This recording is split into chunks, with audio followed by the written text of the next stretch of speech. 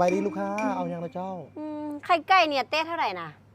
ตัวใหญ่เนี่ยแต่175,000ตัวน้อยเนี่ยแต่165,000ตาคือขายแพงกระดอกกระเดียโอ้ยฮันตัวนี่น่ะเศร้ามันเก็บแต่หนึ่ง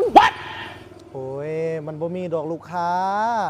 เศรษฐกิจแพงแบบนี้มันบ่มีดอกแต่1,000กีบเนี่ยซ้ำนี่คือขาดทุนแล้วลูกค้าเฮ้ยแล้วสิบ่มีนี่ฮันตัวนี่น่ะขายเต้3,000ไม่เลยจะว่าขายแพงเทมันบ่มีลูกค้ามันมีมึงไปซื้อไอ้กูไหมไปซื้อมาไหมซื้ออันแต่อันมาขายไอ้กูไหมกูให้อันแต่40,000เอาบ่ฮะเอาเงินสดไอ้พ่อไหมไปไหมเอาไว้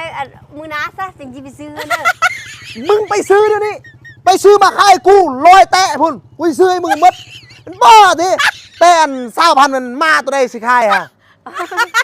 ฮะมือน้าก่อนซะนะมือนี่เอาเอา200,000ให้เนี่ยค่าเป็นนายหน้าซื้อแล้วซื้อพุ่นแต่20,000มาขายค่อย